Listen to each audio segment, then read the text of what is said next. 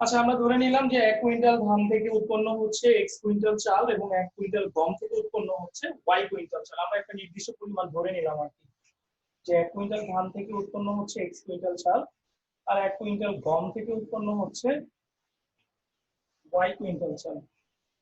এটা জাস্ট আমরা ম্যাথে ক্যালকুলেশন করার জন্য আমরা আমাদের মতো করে একটা মান ধরে নিলাম।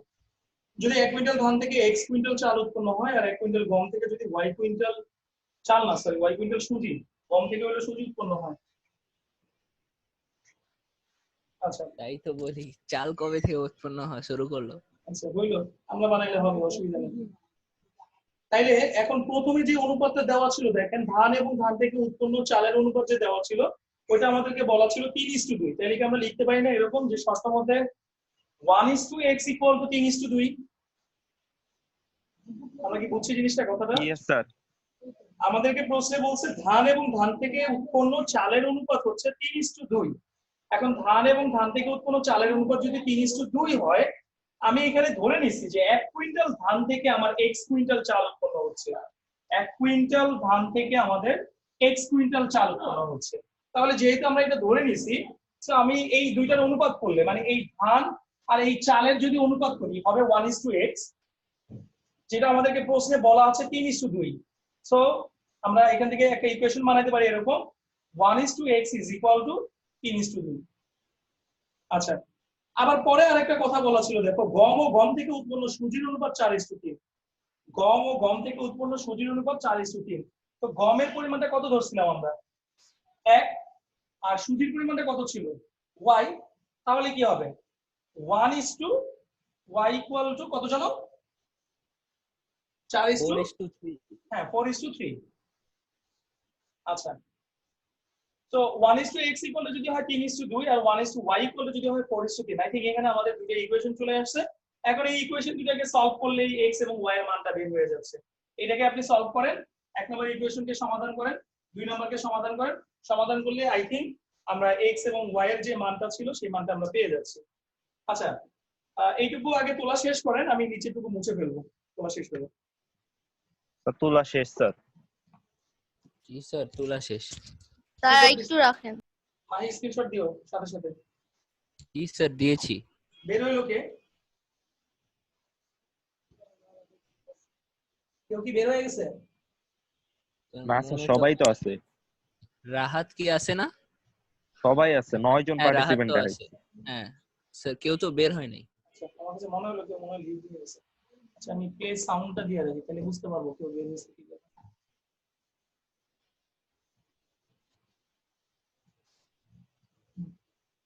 ওকে জি স্যার, এখন মুছতে পারেন। ওকে, এখন আমরা যেটা করব সেটা হচ্ছে এখন এটাকে সমাধান করার মাধ্যমে আমার প্রথমে যে কাজটা করতে হবে, x এবং y এর মানটাকে বের করতে হবে। যেমন প্রথম ইকুয়েশনটা ছিল কি জানো আমাদের, 1:x = 3:2 না? Yes sir. তাহলে এক নম্বরতে আমরা কি পাচ্ছি?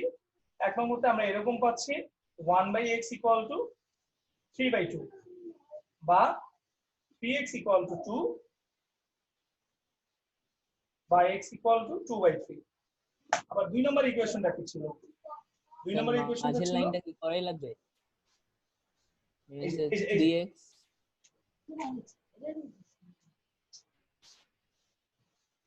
তোমরা কি আমার কথা শুনতে পাচ্ছ? জি জি স্যার। জি স্যার। বোর্ড দেখতে পাচ্ছ? জি স্যার। অবশ্যই। স্যার তো আমার মনিটর অফ হয়ে গেছে। এটা স্যার হামিম ভাইরাস। কথা না বলি। আচ্ছা, 2 নম্বর ইকুয়েশনটা কি বলা ছিল? সেকেন্ড ইকুয়েশনটা কি ছিল? Sir 1:y = 4:3। 1:y = 4:3। সো এটাকে সলভ করে আমরা কি পাচ্ছি? 1/y = 4/3। সো এখান থেকে আমরা এরকম পাচ্ছি 4y = 3 বা y = 3/4। স্যার মাঝের লাইনটা যদি না করি, 3x আর 4y। না না, খুশি, কোনো সমস্যা নেই।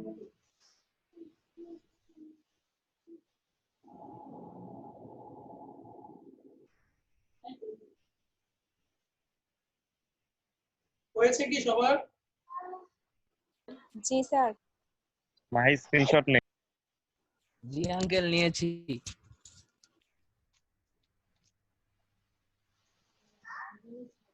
আচ্ছা, এবার আসো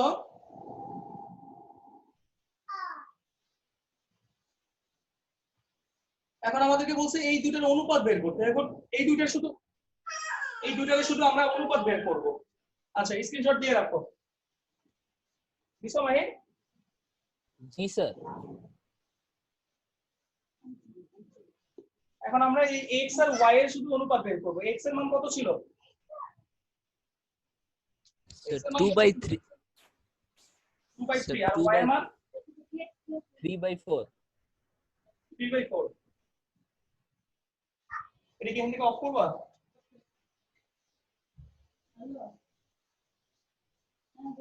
এখন কত ক্লাসে মনে হয় আমি তোমাদেরকে দেখাইছিলাম যে যদি কোনো ভগ্নাংশ আসে,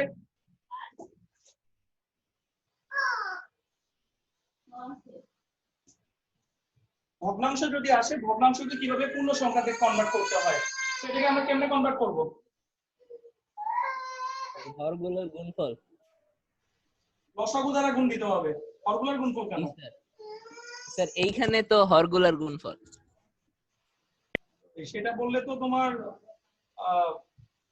কি বলে অন্য অন্য ক্ষেত্রে তো আবার অনেকে ভুল করে ফেলবে, তাই না? আমাদের মেইন জিনিসই আমাদের বলতে হবে এখানে লসাগু দ্বারা আমাদেরকে কি করতে হবে, ভগ্নাংশগুলিকে গুণ করতে হবে। আর 3 আর 4 এর লসাগু করলে হচ্ছে 12। সো আমরা 12 দিয়ে দুইটা ভগ্নাংশকেই গুণ দিয়ে দেব। শেষ।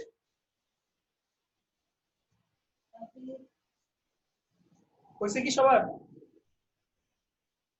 জি স্যার। Yes sir. জি স্যার হইছে।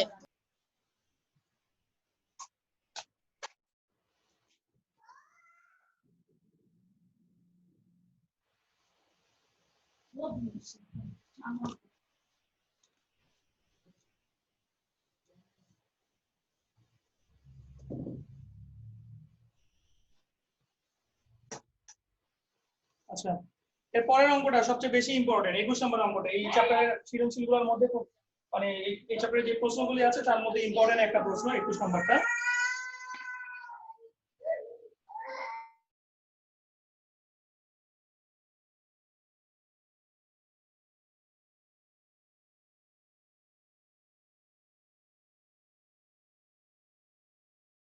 কান্নাটাও তো রেকর্ড হয়ে গেল। স্যার আপনার মাইক অফ হয়ে গেছে। সব এডিট করা যাবে। স্যার এডিট করে না কিচ্ছু, আমাদের কথাও শোনা যায়।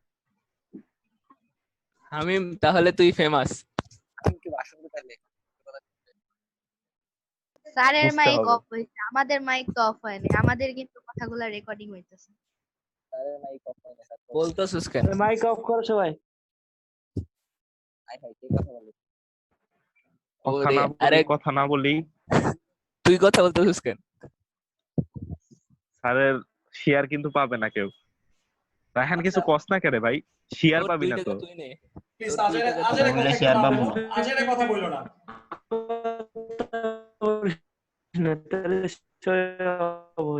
স্যার আমি কথা বলি নাই, আমি চুপচাপ শেয়ার দিয়েন।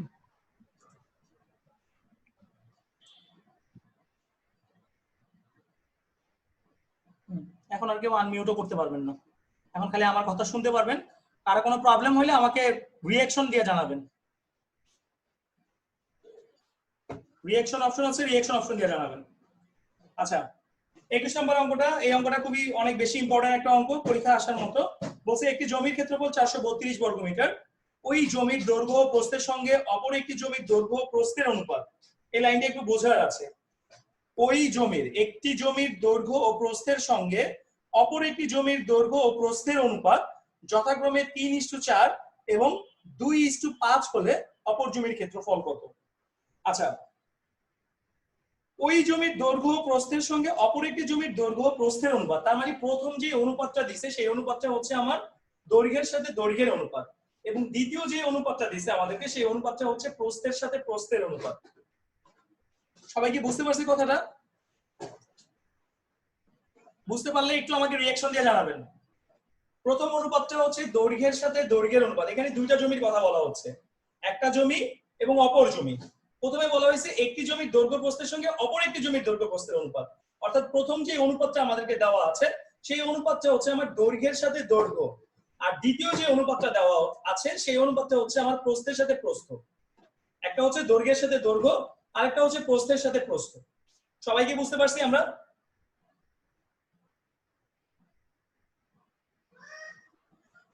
বাকিরা বুঝতে পারি নাই?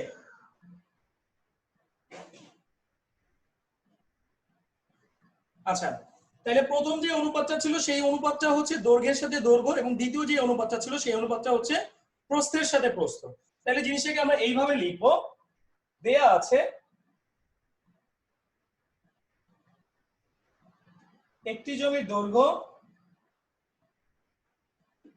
ইস টু অপর জমির দৈর্ঘ্য ইকুয়াল টু 3:2। প্রথম অনুপাতের দুইটাই হচ্ছে দৈর্ঘ্য দৈর্ঘ্য। আবার একটি জমির প্রস্থ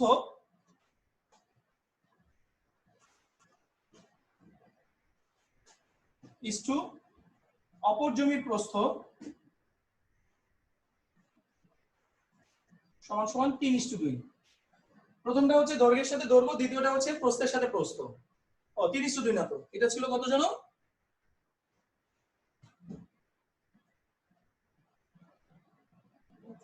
প্রথমটা ছিল 3:4 আর পরেরটা ছিল 2:5। 3:4 আর এটা ছিল 2:5। আচ্ছা, এখন এইখান থেকে আগে আমাদেরকে মানগুলি ধরে নিতে হবে। ওই যে আমি আপনাদেরকে শিখাইছিলাম যে ইস টু থেকে মানগুলি ধরার একটা নিয়ম আছে। কি ধরতে হয়? একটা আনুপাতিক মান দ্বারা গুণ করে ধরতে হয়। তো এখানে একটা আনুপাতিক মান আমি নিয়ে আসবো, ধরেন এক্স। এই দৈর্ঘ্য যখন ধরবো তখন আমরা এটাকে এক্স দিয়ে কল্পনা করব, এবং প্রস্থ যখন ধরবো তখন সেটাকে আমরা ওয়াই দ্বারা কল্পনা করব। তাহলে একটি জমির দৈর্ঘ্য যখন আমরা বলবো তখন ওটাকে বলবো 3x, আর অপর জমির দৈর্ঘ্যকে যখন বলবো তখন ওটাকে বলবো 4x। সিমিলারলি নিচেরটা যখন প্রস্থকে হিসাব করতে যাব তখন আমরা y দ্বারা কল্পনা করব, y। অর্থাৎ যখন আমরা একটি জমির প্রস্থ বলবো তখন সেটা হবে 2y, আর অপর জমির প্রস্থ যখন আমরা বলবো তখন সেটা হবে 5y। অর্থাৎ দৈর্ঘ্যের সময় আমরা আনুপাতিক মান x নিয়ে আসব, প্রস্থের সময় আমরা আনুপাতিক মানকে y নিয়ে আসব। তাহলে জিনিসটা আমরা এখান থেকে ধরে নেব এইভাবে। ধরা যাক একটি জমির দৈর্ঘ্য ইকুয়াল টু 3x মিটার, আর একটি জমির প্রস্থ ইকুয়াল টু 2y মিটার। তাহলে একটি জমির ক্ষেত্রফলটা আমরা বের করে ফেলতে পারছি। একটি জমির ক্ষেত্রফল হচ্ছে আমাদের 3x গুণ 2y, তার মানে পাচ্ছি আমরা 6xy বর্গ মিটার। সিমিলারলি এইটা যেমনে করছি একই রকম ভাবে আমরা অপর জমিটাও ধরবো। অপর জমির দৈর্ঘ্য ধরবো কোনটাকে? এই যে এই 4 দিয়ে, 4x। আর অপর জমির প্রস্থ নিব আমরা কোনটাকে? এই যে এই 5 দিয়ে, অর্থাৎ 5y।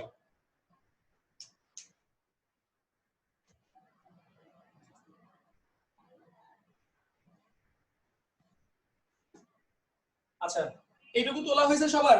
তোলা হলে একটু আওয়াজ দিয়েন, রিঅ্যাকশন দিয়েন। সাউন্ড তো করতে পারবেন না, রিঅ্যাকশন দিতে পারবেন। সবার ডান? বাকিদের হয় নাই? আচ্ছা, মাহি একটা স্ক্রিনশট দিয়ে রাখো কিন্তু। ওকে, সো এবার আমরা যেটা করব,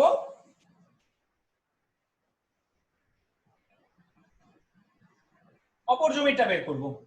অপর জমির ক্ষেত্রে আমরা জাস্ট y দিয়ে করব। তো অপর জমির দৈর্ঘ্যটা কি হবে? আবার লিখে নেবেন। আবার অপর জমির দৈর্ঘ্য, অপর জমির দৈর্ঘ্যটা কত হবে? কত ছিল জানো? 4 না, মানে 4y। অনুপাত দুটো ছিল 3:4, দৈর্ঘ্যের সাথে দৈর্ঘ্য ছিল 3:4, আর একটা ছিল কত? 2:5। এই দুইটা ছিল আমার অনুপাতটা। তার মানে এটা হচ্ছে অপর জমির দৈর্ঘ্য, আর এটা হচ্ছে আমার অপর জমির প্রস্থ। আর অপর জমির প্রস্থ হচ্ছে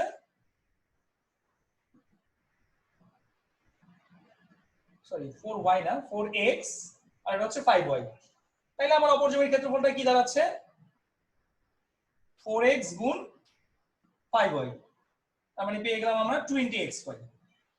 এখন কোন একটার মান আমাদেরকে প্রশ্নে বলে দেওয়া আছে, যে কোনো একটা ক্ষেত্রফলের মান আমাদেরকে প্রশ্নে বলে দেওয়া আছে। কোনটার মান বলা আছে? একটি জমির ক্ষেত্রফলের মান বলা আছে, একদম প্রশ্নের শুরুতেই লেখা আছে যে একটি জমির ক্ষেত্রফল হচ্ছে আমার, একটি জমির ক্ষেত্রফল হচ্ছে আমাদের কি যেন 432। তাহলে একটি জমির ক্ষেত্রফল আমরা কত বের করেছিলাম? একটি জমির ক্ষেত্রফল বের করেছিলাম আমরা 6xy। ওইখান থেকে আমরা লিখতে পারি এরকম, শর্ত মতে আমরা এইভাবে বের করছি 6xy একটি জমির ক্ষেত্রফল, আর আমাদেরকে প্রশ্নে বলা আছে একটি জমির ক্ষেত্রফলের মান 432। তাহলে আমরা বলতে পারি 6xy is equal to 432। আমি বলো কি বলতে চাচ্ছ? আমি তোমাকে আনমিউটেড রিকোয়েস্ট দিছি, দেখো কি বলতে চাচ্ছ বলো। স্যার স্যার আপনি যে লিখছেন একটি জমির দৈর্ঘ্য 4x, আর একটা লিখছেন একটি জমির প্রস্থ 5y, কিন্তু স্যার এখানে তো হবে একটি জমি অপর জমির দৈর্ঘ্য। জি স্যার অপর জমি, এটা স্যার 2x হওয়ার কথা না স্যার? কেন 2x হওয়ার কথা? কারণ স্যার আগেরটা, ও জি স্যার ঠিক আছে স্যার। এটা তো ছিল অনুপাতটা কি ছিল? এটা এই 3টা ছিল একটি জমির, আর এই 4 ছিল জি স্যার। অপর জমির। কার মান? দৈর্ঘ্যের মান। এই দুইটাই কিন্তু দৈর্ঘ্য, এই জি 3টাও স্যার। দৈর্ঘ্য, এই 4টাও দৈর্ঘ্য। আবার এই 2টা হলো প্রস্থ, এই 5টাও কিন্তু প্রস্থ। এটা হচ্ছে দৈর্ঘ্যের অনুপাতটা, আর এটা হচ্ছে প্রস্থের অনুপাতটা। এই 3 ছিল আমার প্রথম জমির দৈর্ঘ্য, 4 হলো অপর জমির দৈর্ঘ্য। আবার দেখো এই 2 হচ্ছে আমার প্রথম জমির প্রস্থ, 5 হচ্ছে আমার অপর জমির প্রস্থ। এখন দেখো ঠিক আছে নাকি? জি স্যার। ক্লিয়ার? ওকে, তাহলে তুমি জি স্যার ক্লিয়ার। আনমিউট হয়ে যেতে পারো। আচ্ছা, এখান থেকে আমরা xy এর মান বের করব।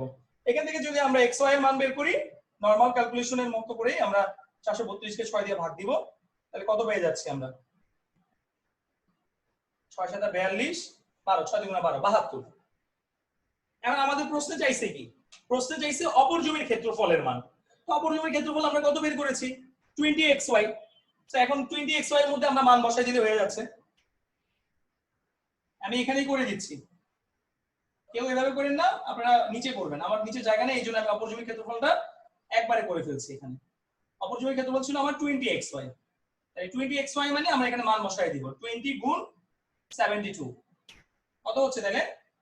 144 না? হ্যাঁ 144 আর একটা শূন্য, এত বর্গমিটার। শেষ। কারো কোনো বুঝতে প্রবলেম হলে জিজ্ঞাসা করতে পারেন।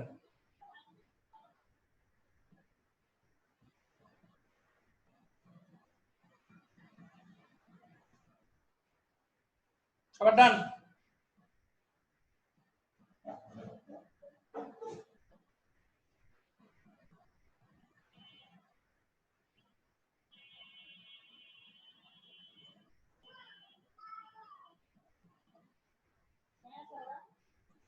বাকিটা শেষ সবার?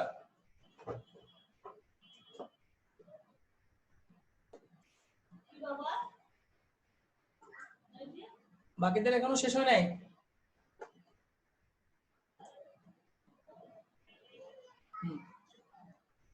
ওকে, রায়হানের আর কারো কোনো প্রশ্ন আছে বা কারো কোনো প্রবলেম আছে এই ম্যাথটায়? কি প্রবলেম রায়হানের? বলো। না স্যার কিছু না, প্রবলেম নেই। আচ্ছা, এনিবডি এলস? কারো কোনো কোশ্চেন? আমি এখনো হাত উঠে রাখছি, কোনো হাত নামাও।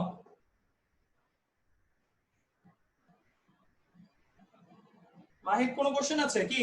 বলো বলো মাহি বলো।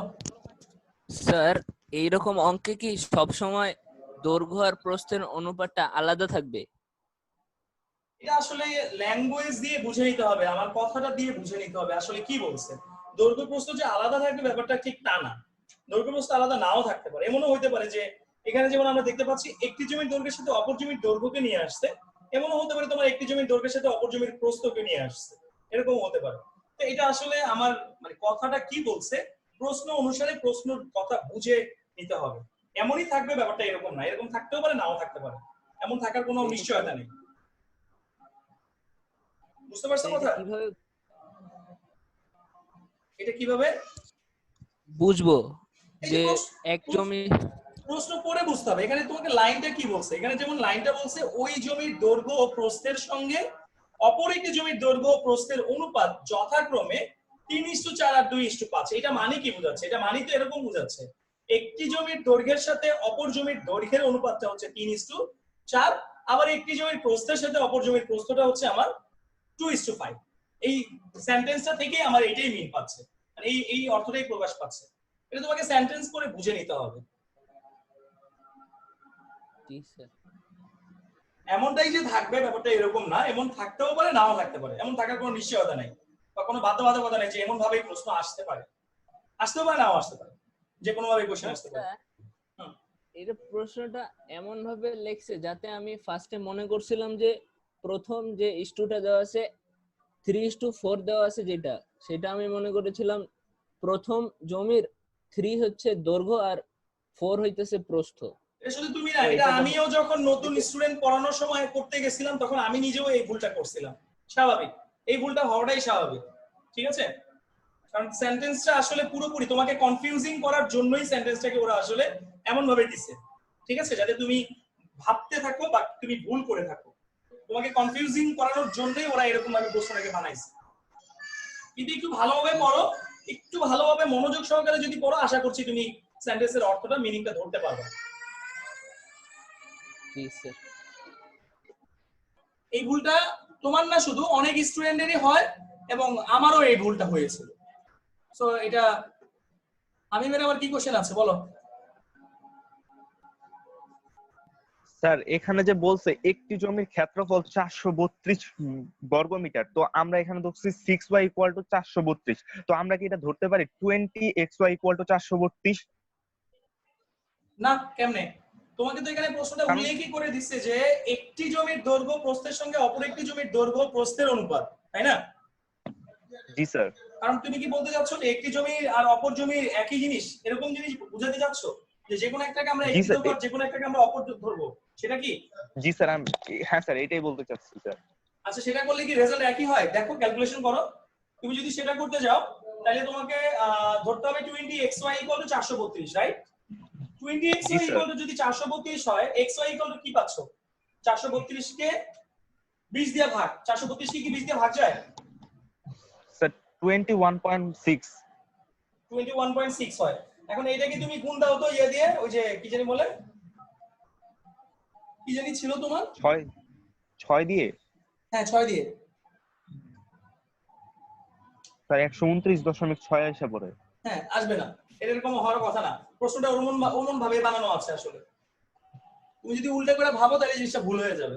এখানে একটি জমি মানে একটি জমি, অপর জমি মানে অপর জমি। কেউ একটারে যদি অপর বানায় ফেলাও, মানে প্রথম জমিকে যদি সেকেন্ড জমি বানায় ফেলাও, বা সেকেন্ড জমিকে যদি প্রথম জমি বানায় ফেলাও, তাহলেই প্রবলেম আছে, তাহলে আর অ্যান্সার মিলবে না।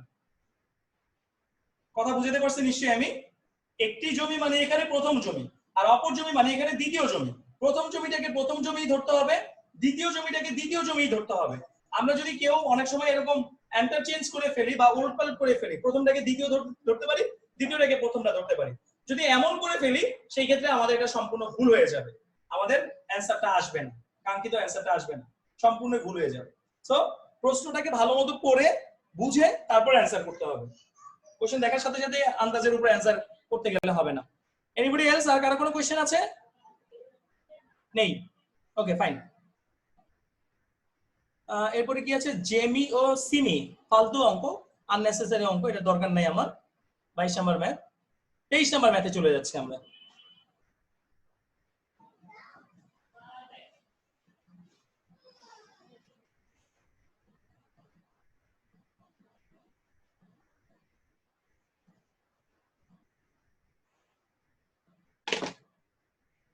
তেইশ নম্বর ম্যাথটা কি বলছে? একটি ত্রিভুজের বাহুগুলোর অনুপাত 5:12:13 এবং পরিসীমা হচ্ছে 30 সেন্টিমিটার। ত্রিভুজটি অঙ্কন করো এবং কোন বইতে ত্রিভুজটি কি ধরনের ত্রিভুজ সেটা লিখতে বলছে। আচ্ছা, তো ত্রিভুজের বাহুগুলোর অনুপাত দেওয়াই আছে 5:12:13 আর পরিসীমা দেওয়া আছে 30 সেন্টিমিটার। পরিসীমা দেওয়া আছে 30 সেন্টিমিটার। এখন বলছে কি, মনে করি লিখেন আগে কত জন এটা 23 এর ক দেয়া আছে, কি দেওয়া আছে, একটি ত্রিভুজের বাহুগুলোর অনুপাত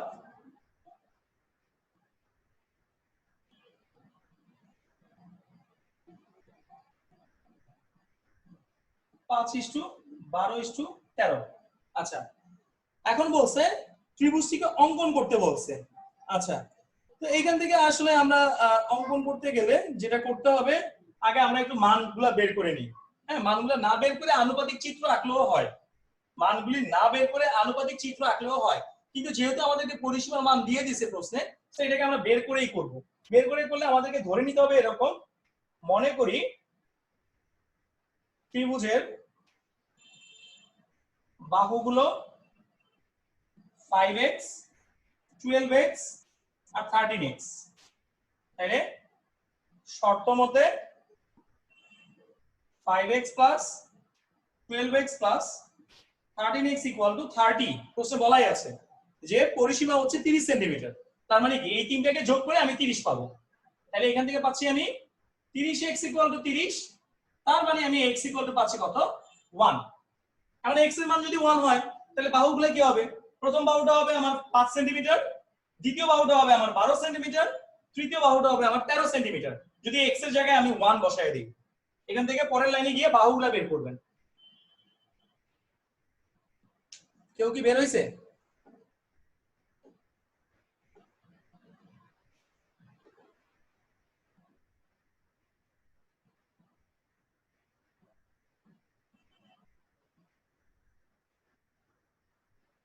লিপ নিচে কে?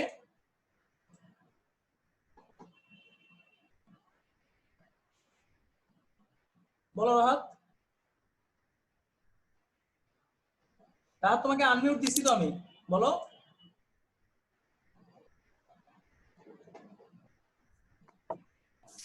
স্যার বলো।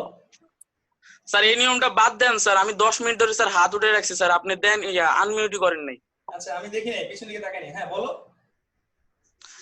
স্যার যে হামিম যে কোশ্চেনটা করছিল স্যার, যে ক্ষেত্রফলটা কোনটার ধরবো স্যার, এখানে তো স্যার বলাই আছে স্যার ওই জমির দৈর্ঘ্য প্রস্থের সঙ্গে স্যার ফার্স্টে স্যার একটি জমির ক্ষেত্রফল দেওয়া আছে, তারপর বলা আছে ওই জমির, তাহলে তো স্যার বোঝাই যাচ্ছে যে স্যার এটা ক্ষেত্রফল কোন জমির এটা বলা আছে। হ্যাঁ, ক্ষেত্রফল তো প্রথম জমির ক্ষেত্রফল। না স্যার, আপনি যে উত্তরটা দিছিলেন স্যার ওটা কিছুই বুঝি নাই, তাই বললাম। মানে এখন তোমার কোশ্চেনটা কি সেটা বলো। স্যার আপনি বললেন যে স্যার এটা হিসাব করে ধরতে হবে, এখানে তো স্যার বলাই আছে যে স্যার একটি জমির ক্ষেত্রফল এত বর্গ মিটার, ওই জমির দৈর্ঘ্য প্রস্থের সঙ্গে। হিসাব করে ধরতে হবে কোনটা বলছি আমি? হিসাব করে তো ধরার কিছু নাই এখানে। আমি বলছি সেন্টেন্সটাকে পড়ে ভালো মতো বুঝে নিতে হবে যে এখানে কি বলতে চাচ্ছে। ঠিক আছে, এখানে হিসাব কেন করবা তুমি? হিসাব করার কিছু নাই তো। এখানে তো বলাই আছে আমাকে একটি জমির ক্ষেত্রফল 432 বর্গ মিটার। এটাই তো আমি তোমাকে ওই যে মাহি যখন কোশ্চেন করছিল আমাকে, আমি তো ফার্স্টে এটাই বললাম যে এটা প্রশ্ন পড়ে আমাকে বুঝে নিতে হবে আসলে এখানে কি বুঝাইতে চাইছে।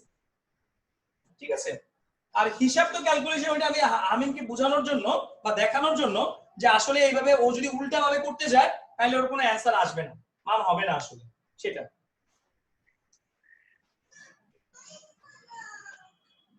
রাহাতের কোনো কোশ্চেন আছে কি এটা নিয়ে?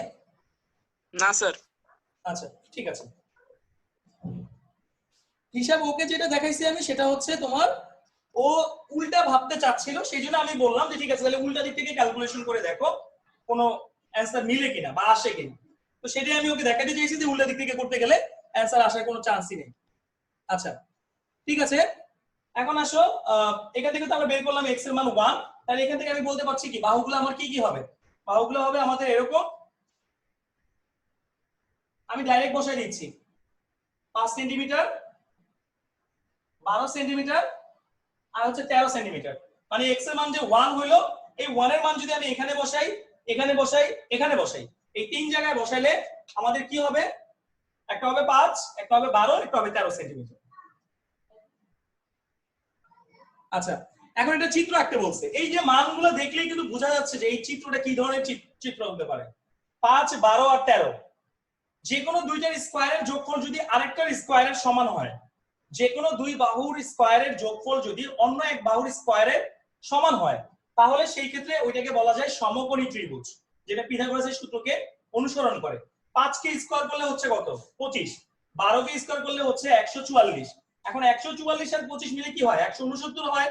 আবার দেখো এখানে 13 কে স্কয়ার করলে কি হচ্ছে? 169 হচ্ছে। আচ্ছা, আমার meeting time less than 1 minute show করতেছে, তার মানে যে কোনো সময় কেটে যাবে। কেটে গেলে আমরা যে কাজটা করব, ঠিক 10 মিনিটের মধ্যে নামাজটা শেষ করে তারপরে আবার বসবো। 7:05 বাজে এখন, ঠিক 7:15-তে আবার জয়েন দিব সবাই, ঠিক আছে? মাগরিবের নামাজটা সবাই পড়ে 10 মিনিটের মধ্যে, 10 মিনিট পরে আবার জয়েন দিব। সবাই কি বুঝছি আমার কথা? আনমিউট করতে পারবেন আপনারা এখন চাইলে। জি স্যার। কেউ চলে যাবেন না, ঠিক 7:15-তে আবার জয়েন দিবেন এভরিওয়ান। 10 মিনিটের মধ্যে নামাজ শেষ করে, 10 মিনিটের মধ্যে নামাজ শেষ করে আবার 7:15-তে জয়েন দিবেন, ঠিক আছে? স্যার বলো। স্যার মিউট করেন না স্যার, বোবা বোবা লাগে। তোমরা যে বেশি পটর পটর করো, এই জন্যই মিউট করতে আমি বাধ্য হই। আচ্ছা যাই হোক, আমরা মিটিং ইন্ড করে দিচ্ছি, লেস দেন 1 মিনিট শো করতেছে। নামাজটা শেষ করে 7:15-তে জয়েন দিবা সবাই এভরিওয়ান। আর এখানে নাই কি এখন? স্যার বলো। কিছু না, কি বলো? রেকর্ডিং অন করছিলেন না, এটাই বলতে চাই। ও আচ্ছা, এই যে দেখেন 5 সেন্টিমিটার, 12 সেন্টিমিটার, 13 সেন্টিমিটার, এই তিনটা মান দেখেই কিন্তু আমরা বুঝতে পারছি আসলে যে এই ত্রিভুজটা কি ধরনের ত্রিভুজ হবে। যদি দুইটা বাহুর স্কয়ারের যোগফল অপর বাহুর স্কয়ারের সমান হয়, তার মানে সেটা পিথাগোরাসের সূত্রকে অনুসরণ করে। আর পিথাগোরাসের সূত্রকে যেটা অনুসরণ করে সেটা কি ত্রিভুজ হবে? অবশ্যই ডেফিনেটলি আমার সমকোণী ত্রিভুজ হবে।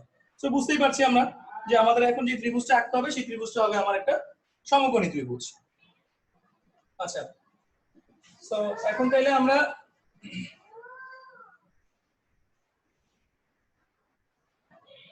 আমাদেরকে প্রশ্নটা বলেছিল কি, ত্রিভুজটি অঙ্কন করো এবং কোন বেধে ত্রিভুজটি কি ধরনের ত্রিভুজ সেটির ব্যাখ্যা দাও। আচ্ছা, তার আগে ত্রিভুজটি অঙ্কন করেন। এখানে আগে লিখে নেবেন এরকম যে ত্রিভুজটির একটি আনুপাতিক চিত্র অঙ্কন করা হলো।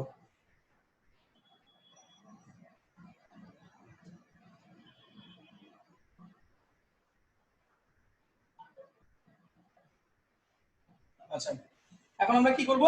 নরমালি জাস্ট একটা সমকোণী ত্রিভুজ এঁকে দিলেই হবে। ধরো এটা 5 সেন্টিমিটার, এটা ধরো 12 সেন্টিমিটার, এটা ধরো 13 সেন্টিমিটার। নামকরণ করে দাও এ বি সি। আগে লিখে নিবা চিত্রে এবিসি একটি সমকোণী ত্রিভুজ। আচ্ছা, এটা পরে লিখি আমরা, আগে ব্যাখ্যাটা দিয়ে নিই। এখানে ab square equal ab square যোগ bc square equal to 5 square plus 12 square equal to 25 plus 144 is equal to 169। আবার যদি আমরা ac স্কয়ার বের করি তাহলে কত হচ্ছে? 13 স্কয়ার ইকুয়াল টু 169। অর্থাৎ ab square plus bc square equal to আমরা কি পেলাম? ac স্কয়ার পেলাম। যেহেতু আমরা পেয়ে গেলাম ab square plus bc square equal to ac square, তার মানে কি এটা পিথাগোরাসের সূত্রকে অনুসরণ করে। যা লিখে নিন, পিথাগোরাসের সূত্রকে অনুসরণ করে। আমি পিথা ডট দিয়ে রাখলাম, যা পিথাগোরাসের সূত্রকে অনুসরণ করে। আচ্ছা, আর পিথাগোরাসের সূত্রকে অনুসরণ করে মানে আমার এই ত্রিভুজটা অবশ্যই ডেফিনেটলি কি ত্রিভুজ হবে? একটা সমকোণী ত্রিভুজ হবে। এর পরের লাইনটা আমরা এভাবে লিখে দিব, সুতরাং ত্রিভুজটি একটি সমকোণী ত্রিভুজ। ডান। মানে একটা স্ক্রিনশট দিয়ে রাখো। স্যার এটা আমরা 2 নাম্বারের জন্য করতেছি না 4 নাম্বারের জন্য করতেছি? এটা আসলে 2 মার্কসের প্রশ্ন হয় না, এটা আসলে 4 নম্বরের প্রশ্নই হয়, কিন্তু তোমার বইতে আসলে 2 মার্কসের প্রশ্নই দিয়েছে, ঠিক আছে? জি স্যার, ডান। আমরা একটা কাজ করতে পারি, ধরো যদি ইন কেস আমাদের এই কোশ্চেনটাই পরীক্ষায় সৃজনশীলে কখনো আসে, আমরা এই কাজটা করতে পারি, আনুপাতিক একটা চিত্র এঁকে দিতে পারি আন্দাজের উপরে। যেহেতু আমাদের কাছে অনুপাতের মান মানে অনুপাতগুলো দেওয়াই আছে 5:12:13, আমরা যে কাজটা করে দিতে পারি ডিরেক্ট মানে অনুমান করে। আনুপাতিক চিত্র বলতে কি বোঝানো হয়? যে অনুমান করে একটা চিত্র আঁকা। আমরা একটা অনুমান করে একটা চিত্র আঁকলাম, ধরো একটা সমকোণী ত্রিভুজ এঁকে দিলাম, এঁকে দিয়ে আমরা তারপরে ব্যাখ্যাটা লিখে দিতে পারি এরকম ভাবে যে যেহেতু এখানে ওই যে আবার একটা তাহলে x ধরে নিতে হবে, আনুপাতিক মান থেকে আমাকে আবার একটা x ধরে নিতে হবে, ওটাতে আবার আরেক ঝামেলা, ঠিক আছে? তো যদি পরীক্ষায় 2 মার্কসের কোশ্চেন হিসেবে কখনো আসে এবং তোমাকে যদি বলে যে এটা একটা আনুপাতিক চিত্র অঙ্কন করো, আনুপাতিক চিত্র মানে কি? অনুমান করে তুমি একটা চিত্র এগিয়ে দিবা, একে ব্যাখ্যা দিয়ে দিবা যে যেহেতু এত স্কয়ার যোগ এত স্কয়ার ইকুয়াল টু এত স্কয়ার, তখন এখানে x ধরে নিতে হবে আর কি। আমরা যখন এখানে 5 স্কয়ার ডাইরেক্ট বসাইছি, 12 স্কয়ার ডাইরেক্ট বসাইছি, তখন আমরা এই কাজটা করতে পারবো না। তখন আমাদেরকে যে কাজটা করতে হবে 5x হোল স্কয়ার ধরতে হবে, 12x হোল স্কয়ার ধরতে হবে। তখন এখানে আসবে আমার 169x স্কয়ার, এরকম কিছু একটা আসবে। আবার এখানেও আসবে 169x স্কয়ার। তারপর আমরা লিখে দিব যেহেতু এটা স্কয়ার যোগ এটা স্কয়ার ইকুয়াল টু এটা স্কয়ার, তার মানে এটা একটা পিথাগোরাসের সূত্রকে অনুসরণ করে, অতএব ত্রিভুজ একটি সমকের ত্রিভুজ। চাইলে আমরা ওই x এর মান বের করার কাহিনীটা এখানে নাও দেখাইতে পারি, ঠিক আছে, না দেখালেও সমস্যা নেই, তবে দেখাই দেওয়াটাই পারফেক্ট। দেখাই দিলে আর তোমার এখানে কেউ নাম্বার কাটতে পারবে না। ওরকম ভাবে করলে অনেক সময় টিচাররা হয়তো বা তোমার নাম্বার কেটেও দিতে পারে। সো আমরা ওইভাবে না করে আমরা এইভাবেই করার চেষ্টা করব। আচ্ছা, এটা ডান। আর কার কোনো কোশ্চেন আছে? স্যার নেই। ভিডিওটা কি বলো। পজ করা যাবে? জি স্যার। ক নাম্বারটা ছিল কি, বৃহত্তর বাহুকে দৈর্ঘ্য এবং ক্ষুদ্রতর বাহুকে প্রস্থ ধরে অঙ্কিত আয়তক্ষেত্রের কর্ণের সমান বাহু বিশিষ্ট একটি বর্গের ক্ষেত্রফল আঁকতে হবে। আচ্ছা, তো এখানে বড় বাহু কোনটা ছিল আমাদের? আমরা যে মানগুলি বের করছি 5, 12 আর কত ছিল, 13 না? জি স্যার 13। Yes, sir. বড় ছিল কোনটা? 13। তাহলে আমরা ডাইরেক্ট লিখতে পারি এরকম, শর্ত মতে, অত ভেঙে লেখার দরকার নেই, আমরা ডাইরেক্ট লিখে দেব শর্ত মতে আয়তক্ষেত্রের দৈর্ঘ্য, বড়টাকে দৈর্ঘ্য ধরতে হবে। বড় কোনটা ছিল? 13 সেন্টিমিটার ছিল। তো আমরা দৈর্ঘ্য ধরবো 13 সেন্টিমিটার। আর প্রস্থ ধরবো কোনটাকে? সবচেয়ে ছোটটাকে না? কথা বলে না কেন? Yes, sir. Yes, sir. তাহলে ছোট কোনটা ছিল? 5 সেন্টিমিটার। ঘুমায় যাও না আবার কেউ ক্লাসে জয়েন দেয়া। প্রস্থ ধরবো আমরা 5 সেন্টিমিটারকে। আচ্ছা, এখন কি করতে বলছে? এখন কি করতে বলছে? ক্ষুদ্রতর বাহুকে দৈর্ঘ্য ধরলাম, সরি বৃহত্তর বাহুকে দৈর্ঘ্য ধরলাম এবং ক্ষুদ্রতর বাহুকে প্রস্থ ধরলাম, ধরে অঙ্কিত আয়তক্ষেত্রের কর্ণ বের করতে হবে। আচ্ছা, তাহলে আয়তক্ষেত্রের কর্ণের দৈর্ঘ্য বের করেন। অলিজা একটু আমাকে বলবেন আয়তক্ষেত্রের কর্ণের দৈর্ঘ্য বের করার ফর্মুলাটা কি? অলিজা? জি স্যার। আয়তক্ষেত্রের কর্ণের দৈর্ঘ্য বের করার ফর্মুলাটা বলেন। স্যার কমন সেন্স না? অথই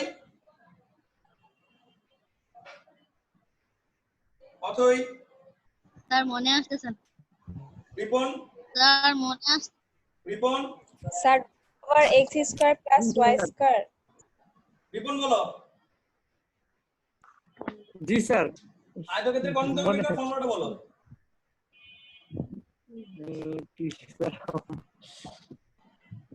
তোমার একটু পারা উচিত, কারণ তুমি সায়েন্সের স্টুডেন্ট। হ্যাঁ, পানিতে ডুইবা মার সবাই। তুই গনা। স্যার মনে হয় আবার ট্রেনের পরিণতি। সবাইরে বদনার ভিতর ঢুকায় রাখ। আমি কি হাসবো না কানবো আমি এটা বুঝতেছি না আসলে। ঠিক আছে, আমাকে হাসা উচিত? স্যার কি শিখাইলেন? আমাকে হাসা উচিত না কান্না উচিত? কি করা উচিত? স্যার কাঁদবো স্যার। স্যার কান্না স্যার, হাসা। উচিত। স্যার হাসা। না, আসলে কান্না করা স্যার উচিত। সবগুলারে জুতা মারা উচিত স্যার, সবগুলারে। আমি ইমরে সহ। আচ্ছা, যাই হোক, সব গিলা খায় বসে রয়েছেন, তার মানে বুঝতে পারছি আমি পরিমিতির পুরো চ্যাপ্টার গুলো আবার আপনাদেরকে হোমওয়ার্ক দিতে হবে। ঠিক আছে, কোনো অসুবিধা নেই। আচ্ছা, আমাদের না, হ্যাঁ আপনাদের না। ওদের। স্যার আমাদের জিগাইলে তো পারতাম। আচ্ছা, কি যে পারতেন ওই যে জিজ্ঞাসা তো রিপন রে, দেখলাম তো। স্যার আমাদের তো জিগান নাই। আচ্ছা, যাই হোক, আয়তক্ষেত্রের কর্ণের দৈর্ঘ্য হলো, তাহলে আমাদের বের হলো √194। আয়তক্ষেত্রের কর্ণের দৈর্ঘ্য বের করার ফর্মুলা হচ্ছে দৈর্ঘ্য স্কয়ার প্লাস প্রস্থ স্কয়ার। এটা কিন্তু আমরা পরিমিতির মধ্যে করেছিলাম, চ্যাপ্টার 16.1 বা 2 এ ছিল। ঠিক আছে, আর সায়েন্সে যারা আছেন তারা তো অনেকগুলো চ্যাপ্টারে এটা করছেন বা অনেকগুলো চ্যাপ্টারে এটা পাইছেন। আচ্ছা, তা আয়তক্ষেত্রের কর্ণের দৈর্ঘ্যটা হচ্ছে দৈর্ঘ্য স্কয়ার প্রস্থ স্কয়ার দিয়ে ক্যালকুলেশন করলে আমি পেয়ে যাচ্ছি √194। আচ্ছা, বের হলো। এখন কি করতে বলছে? আয়তক্ষেত্রের কর্ণের দৈর্ঘ্যটাকে বাহু ধরতে বলছে। কার বাহু ধরতে বলছে? একটা বর্গক্ষেত্রের বাহু ধরতে বলছে। আচ্ছা, আমি যদি এই কর্ণের দৈর্ঘ্যটাকে একটা বর্গের বাহু ধরি, আচ্ছা এইটুকু আমি মুছে ফেলছি, মাহি একটা স্ক্রিনশট দাও। স্যার একটু বাকি স্যার। জি স্যার, ডান। সবার লেখা হয়েছে? অবশ্যই, হয়তো কথা। শেষ, ডান, সবার লেখা শেষ। রিপন? স্যার 194 কি ভাঙানো যায় না? জি স্যার শেষ। ওকে, ভাঙানো যায় না। ভাঙানো গেলেও আমি ভাঙাবো না, কারণ আমার ভাঙানোর দরকার নেই। কেন দরকার নেই? এটা প্রশ্ন পড়লে আশা করি কয়? এইটুকু গেস করতে পারা উচিত। শর্ত মতে বর্গক্ষেত্রের বাহুর দৈর্ঘ্য কত? √194 সেন্টিমিটার। এখন তাহলে আমার চাইছে কি? বর্গের ক্ষেত্রফল চাইছে। তাহলে বর্গের ক্ষেত্রফলটা কি হবে? বাহুর দৈর্ঘ্যকে আমরা কি করে দিব? হোল স্কয়ার করে দিব। তাহলে 194 বর্গ সেন্টিমিটার হবে। আই থিংক ডান আমাদের এটা। জি স্যার।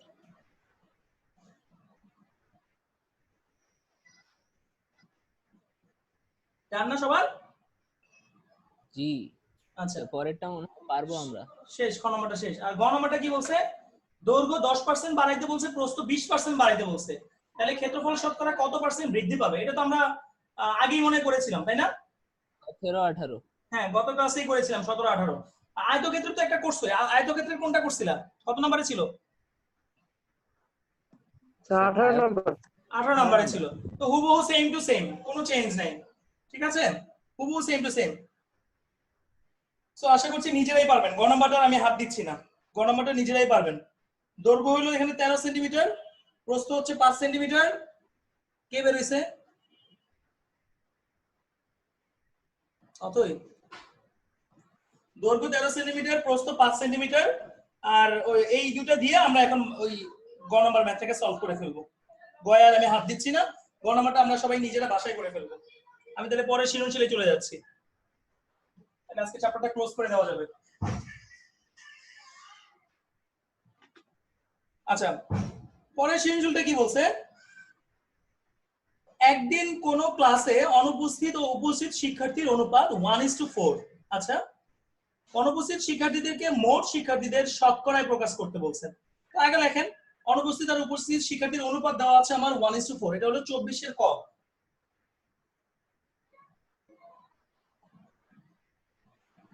অনুপস্থিত, হ্যাঁ বলো। 23 এর গ কি স্যার এক্স ওয়াই দিয়ে করব নাকি স্যার মান যেটা বের করছে ওইটা দিয়ে করব? 23 এর গ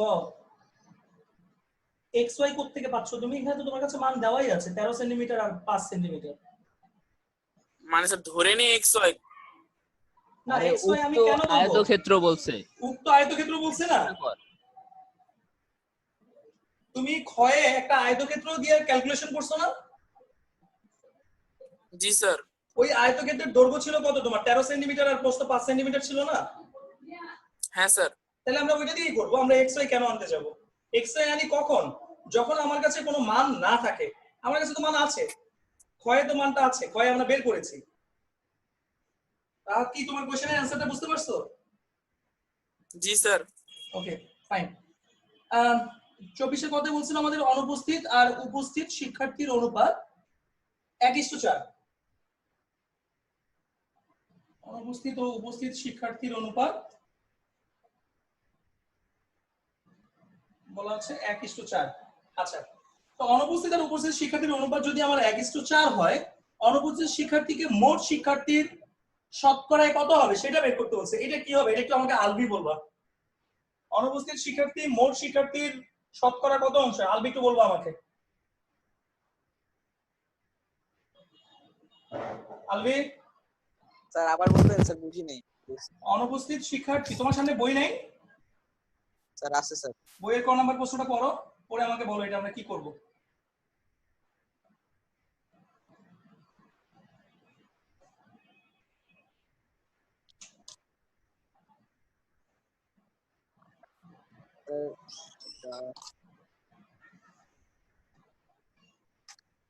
স্যার পারবো না স্যার। আচ্ছা, রিপন বলো তো।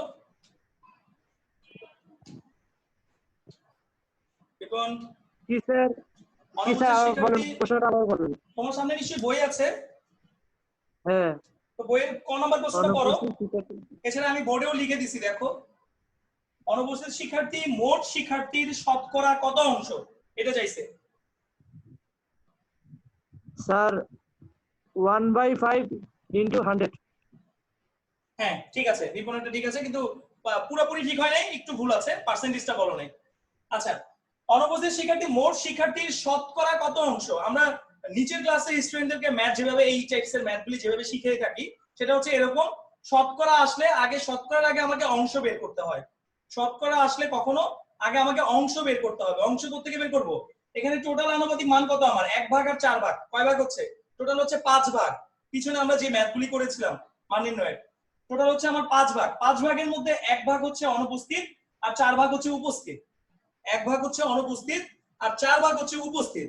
এখন আমাকে বলছে যে অনুপস্থিত শিক্ষার্থী মোট শিক্ষার্থী, তো মোট কত ভাগ? 5 ভাগ। আর অনুপস্থিত আছে কত ভাগ? 1 ভাগ। তাহলে অনুপস্থিত শিক্ষার্থী মোট শিক্ষার্থীর কত অংশ হবে? 1/5 অংশ হবে।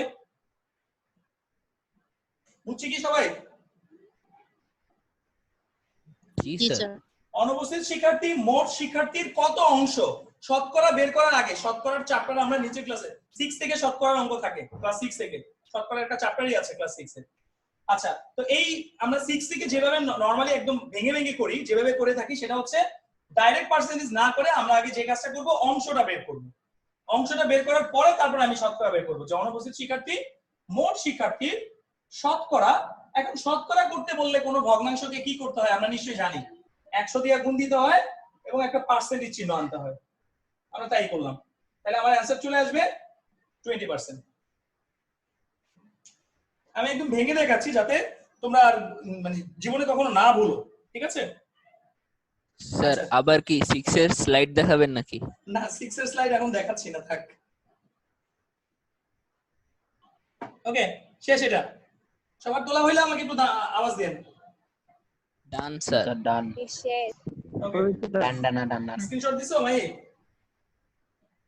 জি স্যার। কখন? আমার লেখার আগে দিয়ে রাখছো? না স্যার, লেখা শেষ করার ওইটা বেশি অ্যাডভান্টেজ। আচ্ছা, এরপরে কি বলছে? কম করে 5 জন শিক্ষার্থী বেশি উপস্থিত হলে অনুপস্থিত ও উপস্থিত শিক্ষার্থীর অনুপাত হয়তো আমার 1:9।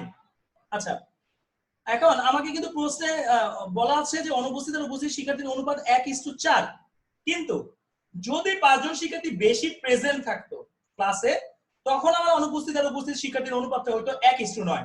আচ্ছা, এখন মোট শিক্ষার্থীর সংখ্যাটাকে আপনাকে বের করতে বলছে। তো মোট শিক্ষার্থী বের করার আগে আমাকে যে কাজটা করতে হবে, আগে একটা ইকুয়েশন বানিয়ে নিতে হবে। আমরা আগে ধরে নেই না, আমাদের কাছে তো দেওয়াই আছে গ নাম্বার না, এটা না খ নাম্বার? খ নাম্বার। আচ্ছা, দেওয়া আছে আমাদের কাছে কি যে অনুপস্থিত শিক্ষার্থী, আমি সংক্ষেপে লিখলাম অনুপস্থিত শিক্ষার্থী ইসটু উপস্থিত শিক্ষার্থী ইকুয়াল টু 1:4, এটা আমাকে প্রশ্নে বলা আছে। তো এখান থেকে আমি ধরে নিব, এখান থেকে যদি আমি অনুপস্থিত আর উপস্থিত শিক্ষার্থীকে ধরে নেই তা আমরা কি ধরবো? ধরা যাক কি ধরবো? অনুপস্থিত শিক্ষার্থী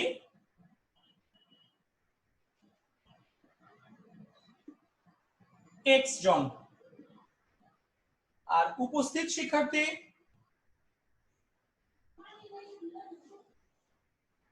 4x জন। এটা আনুপাতিক মান নিয়ে আসলাম আমি, এই 1 আর 4 এর সাথে x নিয়ে আসলাম।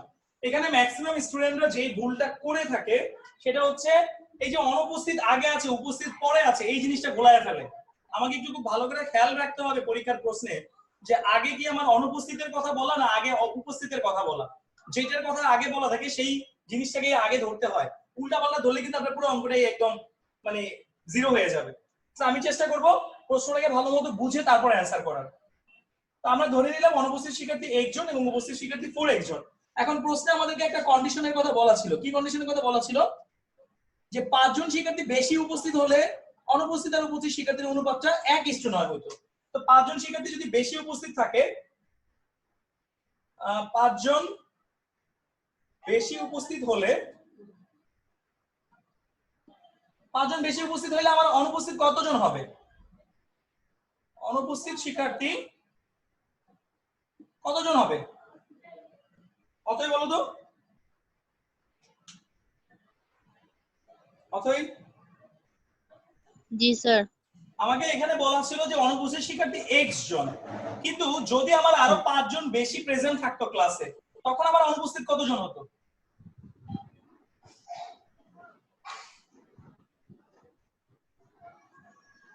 তখন অনুপস্থিত কতজন হতো?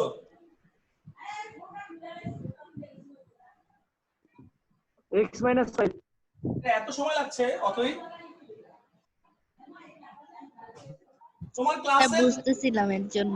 তোমার ক্লাসে অ্যাবসেন্ট আছে 10 জন। আমি তোমাকে বললাম যে ফার্স্ট পিরিয়ড শেষ হওয়ার পরে আরো 2 জন স্টুডেন্ট ক্লাসে আসলো, তখন আসলে তাইলে আসলে অ্যাবসেন্ট থাকলো কতজন? 10 থেকে 2 বাদ দিলে 8 জন না? অত কি বুঝতে পারছো? সাপোজ কোনো একদিন তোমার ক্লাসে সাপোজ তোমার ক্লাসে 10 জন স্টুডেন্ট অ্যাবসেন্ট ছিল। এখন ফার্স্ট পিরিয়ড শেষ হয়ে যাওয়ার পরে আমার আরো 2 জন স্টুডেন্ট ক্লাসে ইন করলো, তখন আমার ক্লাসে আসলে প্রেজেন্ট আছে কতজন বা অনুপস্থিত আছে কতজন? ওই 2 জন বাদ দিয়ে দিবা না তুমি? 2 জন বাদ দিয়ে দিলে কতজন হবে? আমার x - 5 জন। আর তখন আমার উপস্থিত শিক্ষার্থী কতজন হবে? উপস্থিত শিক্ষার্থী তো বেড়ে গেছে, তাই না? ছিল আমার 4x জন, ক্লাসে উপস্থিত ছিল আমার 4x জন, কিন্তু আরো 5 জন ক্লাসে ইন করলো, আরো 5 জন স্টুডেন্ট ক্লাসে ইন করলো, তাহলে ক্লাসে উপস্থিত থাকবে কতজন? 4x + 5 জন।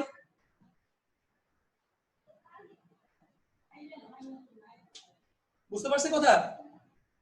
স্যার একটু আবার বলবেন স্যার?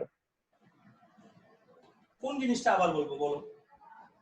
স্যার ওই যে স্যার বললেন যে স্যার অনুপস্থিত শিক্ষার্থী x জন আর উপস্থিত শিক্ষার্থী 4x জন, এরপর থেকে স্যার ডিসকানেক্টেড হয়ে গেছিলাম স্যার। এই যে লেখাটা দেখলেই আশা করি তুমি বুঝতে পারবা যে 5 জন বেশি প্রেজেন্ট থাকলে, 5 জন স্টুডেন্ট যদি বেশি প্রেজেন্ট থাকে, সেই ক্ষেত্রে আমার অ্যাবসেন্ট স্টুডেন্ট কি 5 জন কমে যাবে আর প্রেজেন্ট স্টুডেন্ট 5 জন বেড়ে যাবে, এটাই তো নাকি? জি স্যার। সেটাই লিখছি আমি যে 5 জন স্টুডেন্ট বেশি প্রেজেন্ট হওয়া মানে কি?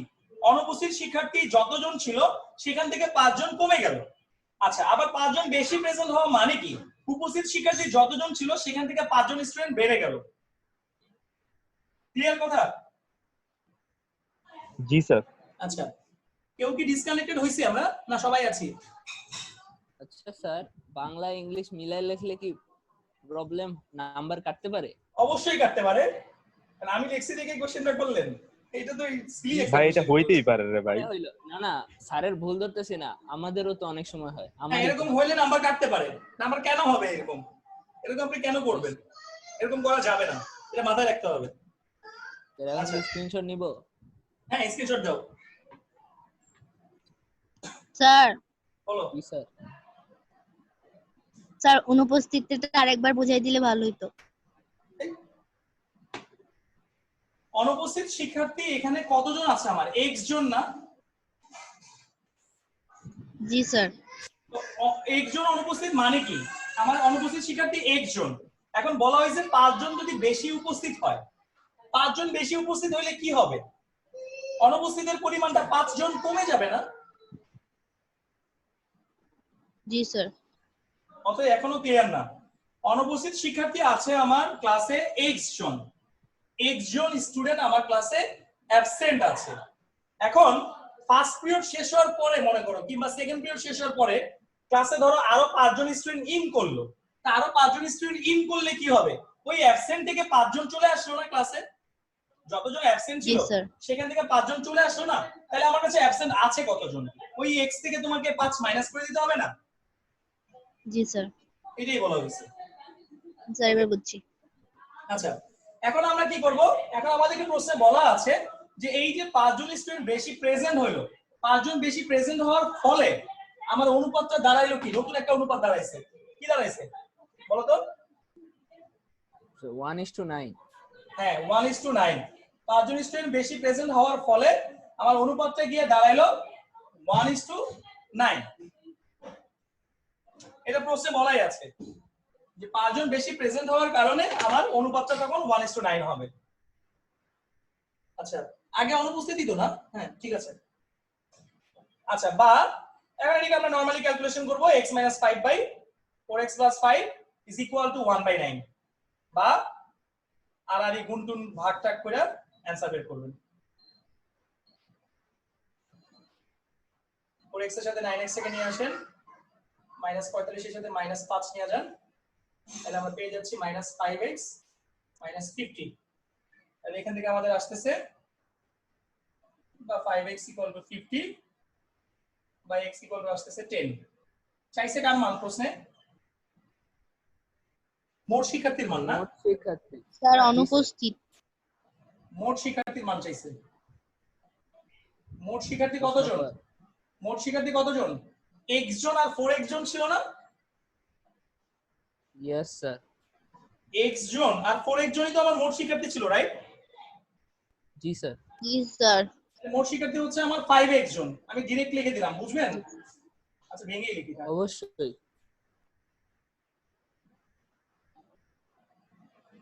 তাহলে আমার ওখানে অ্যানসার অ্যাকচুয়ালি হয়ে যেত। হইল একই কথা। তাহলে মোট শিক্ষার্থী পেয়ে গেলাম আমরা 50 জন। ডান সবার? না স্যার স্যার, একটু দাঁড়ান। আরে স্যার তো দাঁড়াই আছে কখন থেকে, আরো দাঁড়াইতে হবে। একটু মজা না করলে হয় না।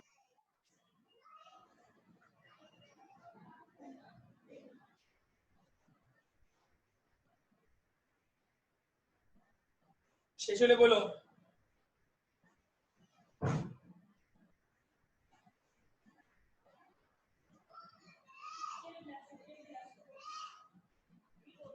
শেষ আমাদের সবার? স্যার হইছে। ভাই স্ক্রিনশট দিছো? জি।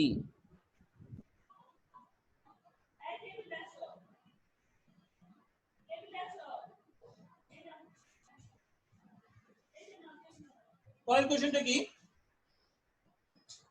মোট শিক্ষার্থীর মধ্যে ছাত্র সংখ্যা ছাত্রীর সংখ্যার দ্বিগুণ অপেক্ষা 10 জন কম, তো ছাত্র ছাত্রীর সংখ্যার অনুপাত নির্ণয় করো।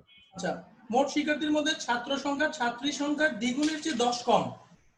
ছাত্র ছাত্রীর দ্বিগুণের চেয়ে 10 কম, তাহলে ছাত্রী ধরতে হবে। আচ্ছা তো লিখি আমরা।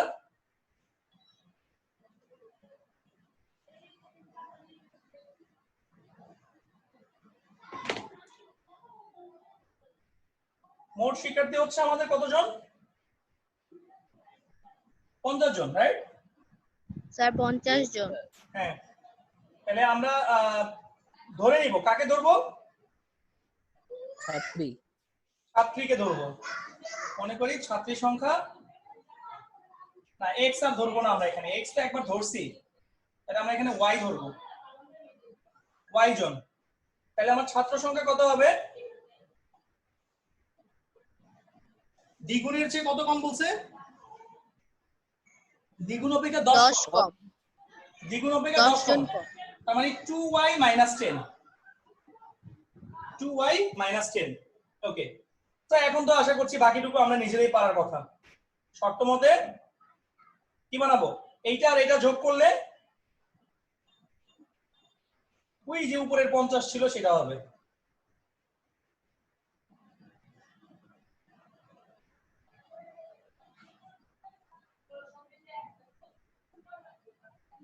কার মান চাইছে এখানে প্রশ্নে? ছাত্র ছাত্রীর অনুপাত। অনুপাত স্যার নির্ণয় করতে অনুপাত চাইছে। তাহলে আমার ছাত্রী পাচ্ছি কতজন? 20 জন। 20। আর ছাত্র দাঁড়াচ্ছে কতজন?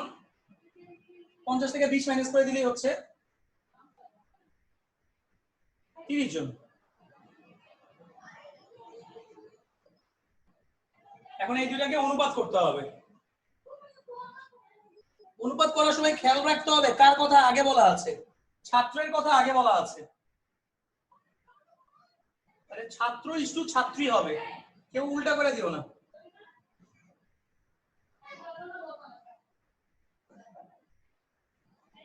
তিন ইস্টু দুই।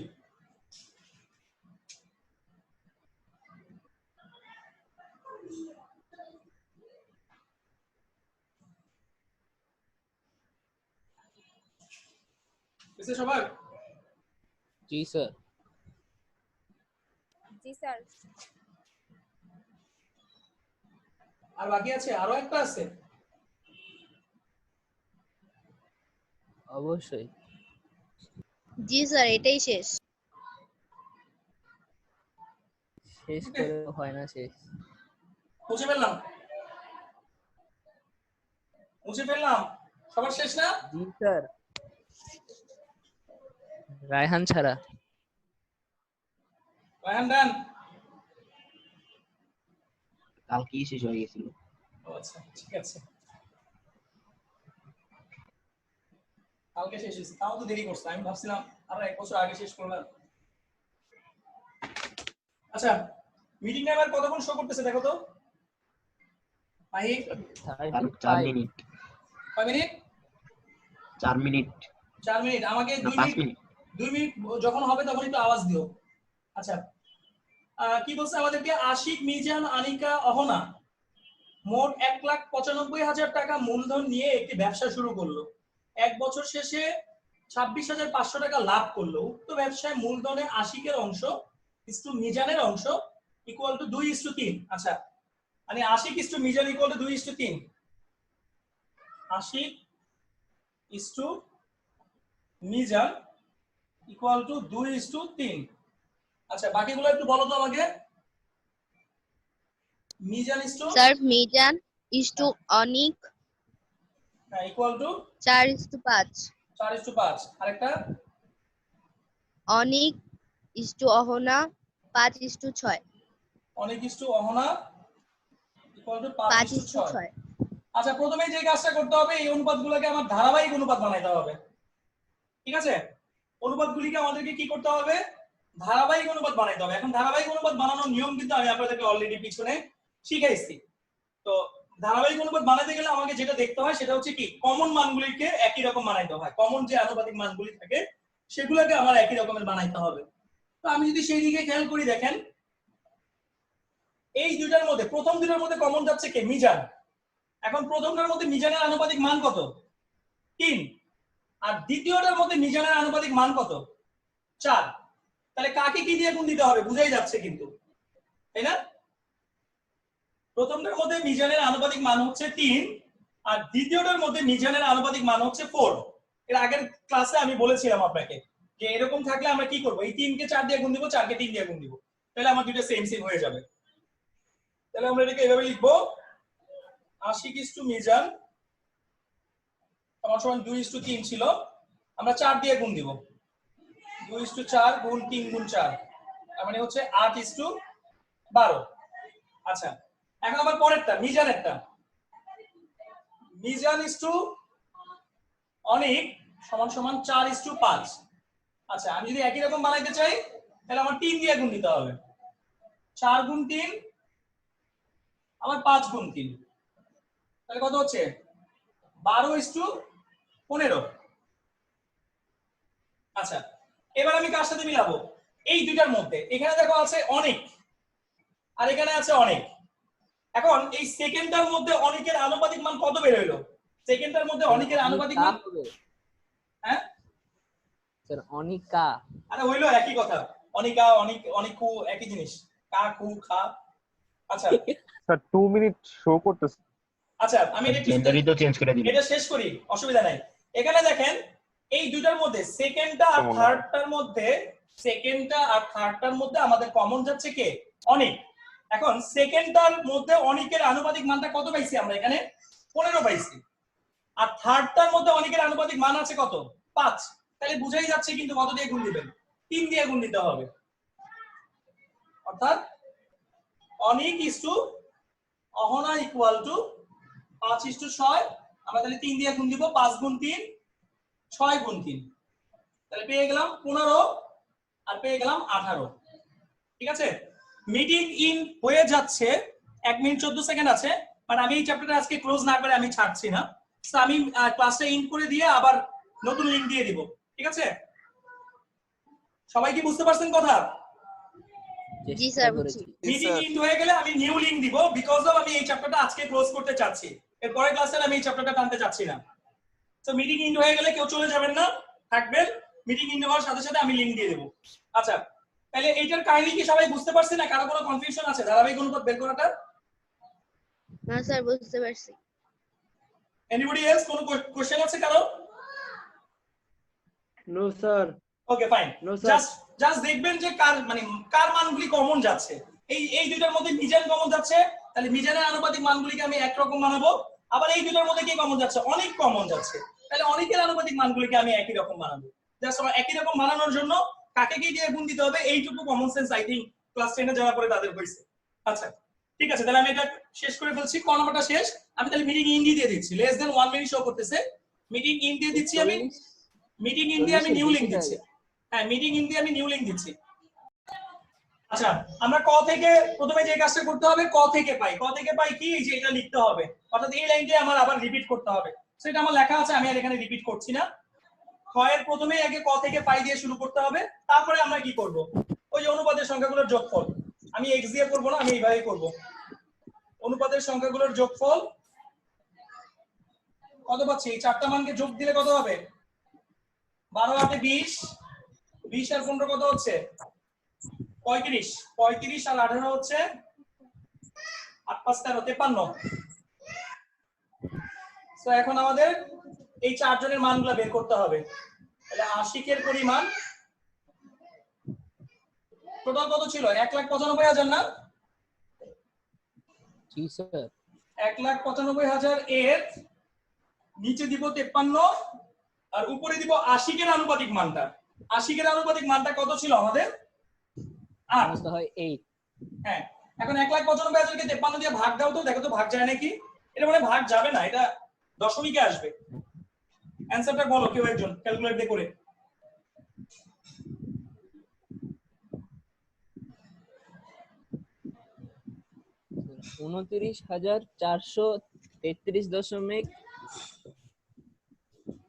বলো 29,433.96।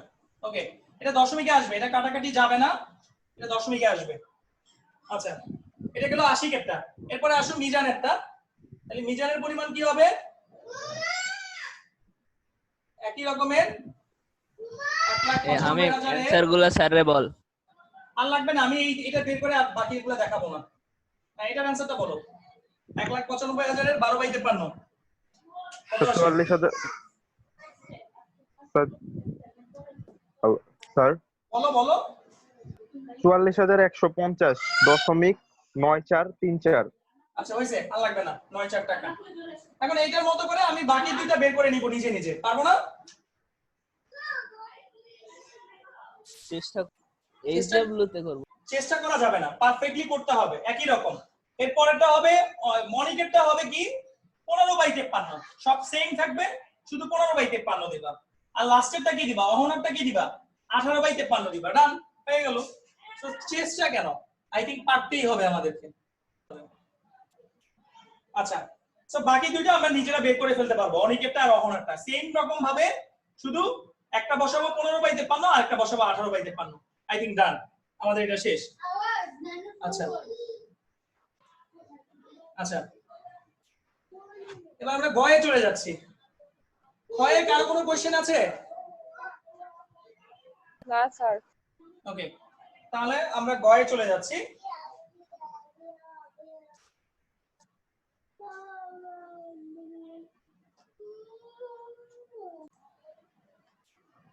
ওকে, আমরা তাহলে গয়ে চলে যাচ্ছি। গ নাম্বারটা কি বলছে, বছর শেষে লভ্যাংশের 60% উক্ত ব্যবসায় বিনিয়োগ করা হলো।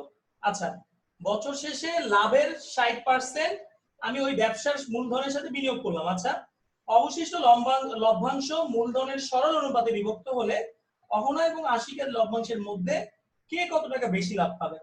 আচ্ছা, একটু ঝামেলা মনে হচ্ছে। লাভ করছে কত টাকা, টোটাল 26,500 টাকা, যেখান থেকে 60% টাকা কি করছে, ব্যবসায় বিনিয়োগ করছে, এবং বাকি যে লাভের অংশটা ছিল সেই লভ্যাংশটা কি করছে, অহনা এবং আশিকের মাঝে ভাগ করে দিয়েছে। তাহলে আমাকে আগে বের করতে হবে যে ব্যবসায় বিনিয়োগ করলো আসলে কত টাকা। আচ্ছা, এক বছরের টোটাল লাভ। স্যার কেউ ছুটি চায়? আমার এটা শেষ না হওয়া পর্যন্ত আমি ছুটি দিচ্ছি না। এক বছরে মোট লাভ 26,500 টাকা। আচ্ছা, তো এক বছরে যদি আমার 26,500 টাকা লাভ হয়, এটার 60% বলছে আমাকে ব্যবসায় বিনিয়োগ করা হয়েছে। আচ্ছা, তাহলে বিনিয়োগ করা হলো বা লভ্যাংশের 60%। আচ্ছা, ব্যবসায় বিনিয়োগ করা হলো, এভাবে লিখি, ব্যবসায় বিনিয়োগ করা হলো এই টাকার 60%। তাহলে 26,500 এর 60%, এটা কি ক্যালকুলেশন করলে কি হয়, কে একজন করে আমাকে বলো তো।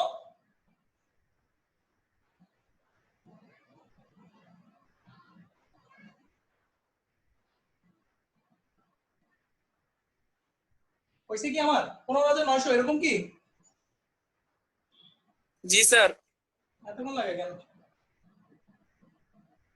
আচ্ছা এরপরে আসো, বাকি যে টাকাটা ছিল মানে অবশিষ্ট লাভের পরিমাণটা লেখো। অবশিষ্ট লাভ,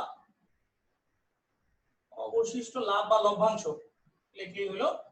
অবশিষ্ট লভ্যাংশটা আমার কত থাকতেছে? 26,500 থেকে এই 15,900 টাকাটাকে আমরা কি করে দিব? মাইনাস করে দিব। কত আসে?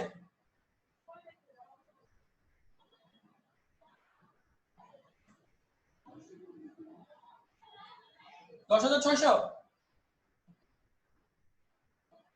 জি স্যার।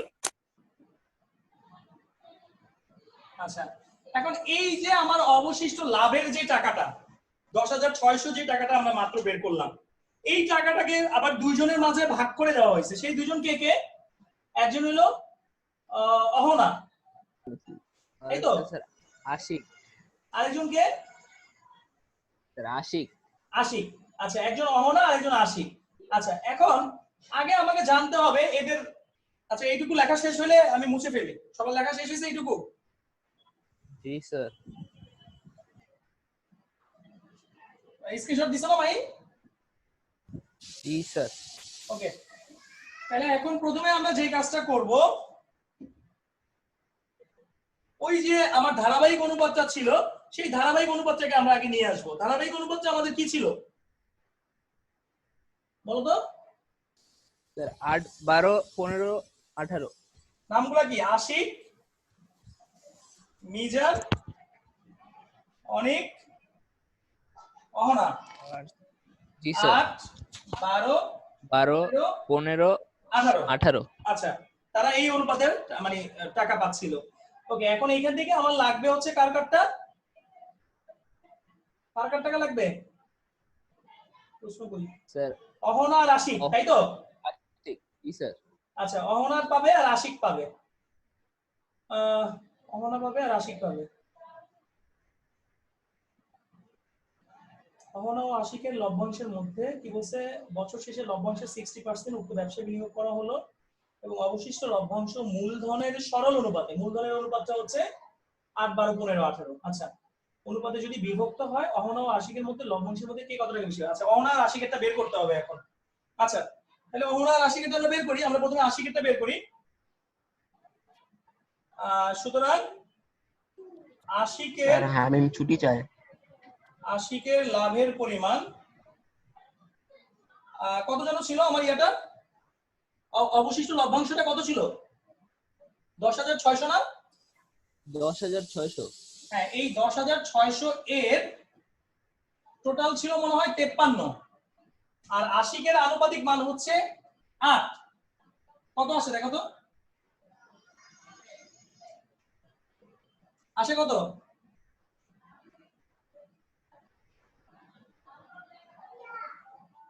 আমরা কি কেউ করতেছি না?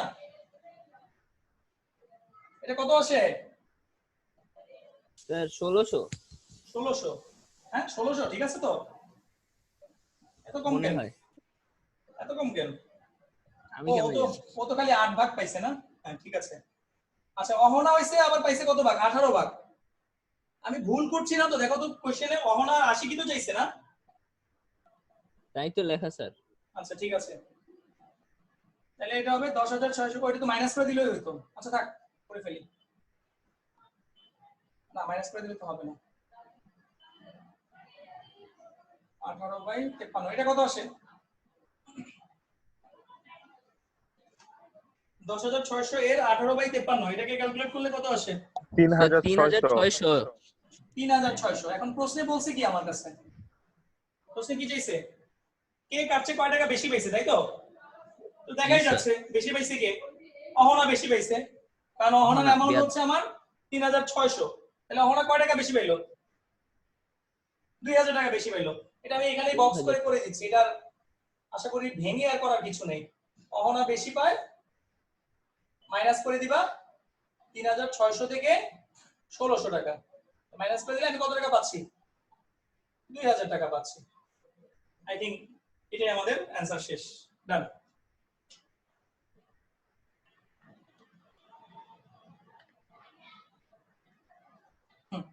হয়েছে সবার? অমনি তো পারফেক্ট ছিল। জি হইলো।